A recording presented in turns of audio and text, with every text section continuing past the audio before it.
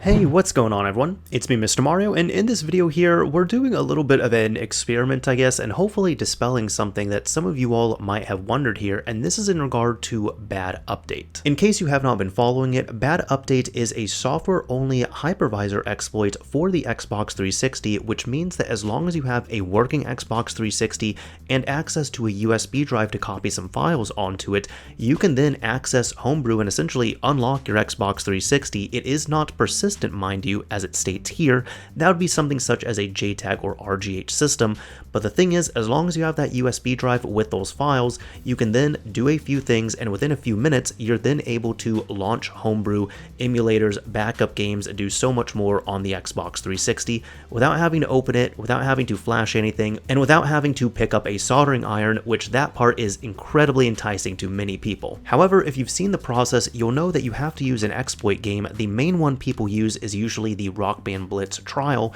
in which you go in here, you have to wait for the game to boot up, and then once you get to the main screen, you can begin launching your exploit. However, people have wanted to know how they can minimize that and maybe even automate it in some way. And many people have had the idea to go in, burn this to a disk, and see if that would work. So instead of using a USB drive, you can kind of just put it onto a disk, even have it auto boot, so that way you really just turn on your system, it boots up into Rock Band Blitz immediately, you can tap the A button, and you kind of sort of turn this into a 1 or 2 button setup process. It would be really nice to know if we can do that here, and that's actually what I'm going to be showing you all. Now with this all being said, there's a few things to keep in mind. The first thing is that when it comes to Bad Update itself, as I've understood it, it needs to be run off of a USB drive itself.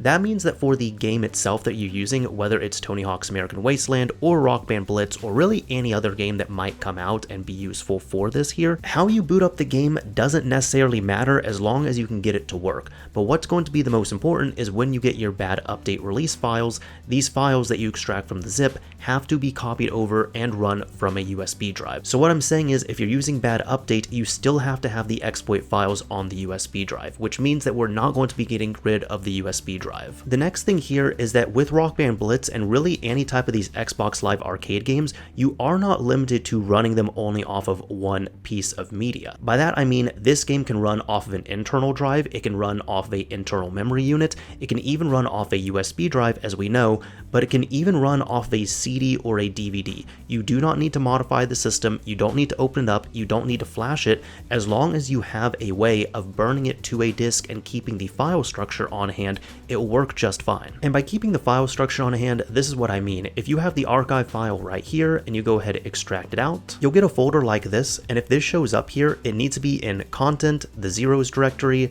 your title ID, your media ID, and then there is your actual game demo right there. But the nice thing is, as long as you retain this file and folder structure as expected, this can be run on a CD, a DVD, or even a USB drive. It does not matter. This is also not new, because not only the Xbox 360 is old, but people back in the day, I'm talking like 2008, 2009 or so, people were doing this with game demos. Specifically, if there was like a game demo that you couldn't get in your region, so you could download it onto your computer and burn it to a standard DVD, and then play it from there. Even burning this is incredibly simple. Using image burn like I'm doing here is a bit overkill because you really just need something that will be able to burn files to a disk, and that's it. This can even be done within Windows, but if you use something like image burn, you can go to write files folders to disk, and then from here, just drag and drop that over. Now we're doing this here because we want to set it up so that the content directory is going to be in the root of the disk itself. I'll even go ahead, check auto, calculate it here, and it even brings us up here asking if you'd like me to just add the contents of the RB Blitz trial folder to the image. Otherwise, RB Blitz trial will be visible, and we want to say yes to this. And with all that added in, all you have to do is hit the burn button here, and as long as you finalize your disk, whether it's a CD or a DVD, it could even be a single layer DVD, does not have to be a dual layer one, you should be good. Now I've closed out of image burn because I'm not going to be burning it to a disk here, because I already did that earlier actually. And you can see here, this is on a CDR, you can also put onto a DVD as I've said several times, but it should look like this. If you open it up, it would just have the content directory right here, followed by zeros, followed by the title ID, the media ID, and of course the game demo itself. There's nothing special about this disk, no special formatting, nothing. This is just folders and one file burned onto a disk. That's all this is. So with that done, we can go ahead, eject this, and take it over to our console. Now I've booted up the system. I do not have a USB drive inserted in here, but let's go ahead, close the tray, and load up our disk. And you're going to see right here, it's not going to show up like a game. It's actually going to show up a little bit differently. Here we go. We have a mixed media disk. Now there's only two options that you have here. You can either select it, which you can see does absolutely nothing, or you can eject it, which of course ejects the disk. We want to go ahead, close the tray, because we want to actually use this here. So the first issue here is that we will not be able to auto boot with this. I'll even show you my settings here, but if we come over to the system settings, console settings, let's go over to autoplay. We can go ahead, enable that. And the startup and shutdown, we can change this to startup. That's it. We're going to change it to disk. So I'm keeping the disk in the tray right here. And what we're going to do is turn off the system and then turn it back on, just to see if we can actually auto boot this game. So with our settings in place, I restarted the system, and typically at this point, if it is a recognized game, you'd see a Microsoft logo at the bottom of that boot animation, but we're not getting that here. It brought us to the dashboard because we do not have a game disc in, we just have a mixed media disc. As a quick aside here, some people might be wondering, what if I flash a disk drive and burn this as a Xbox 360 ISO onto a dual layer disk? Would it work? Well, I'll say this, on a bad update system, no. Even if you go through all that effort here, you would actually probably get further with this method right here than using a flash drive. If this game was ever pressed to a retail disc, then sure, you could probably make that happen, but since it was never pressed to a retail disc, it was a Xbox Live Arcade release only, the only way you could really get that to work is if you did that on a RGH or JTAG system. And if you have one of those systems, you don't need to be using bad update at all. That's pretty redundant. So for bad update users, the answer is going to be no. But since we have this mixed media disk, how do we get it to load? Well, instead of loading it through here, because you can see this does nothing, you have to go over to My Games, and if you come over to here, you can see Rock Band Blitz is showing up. Now, unfortunately, you can't even use this disk to copy the game over until you run bad update.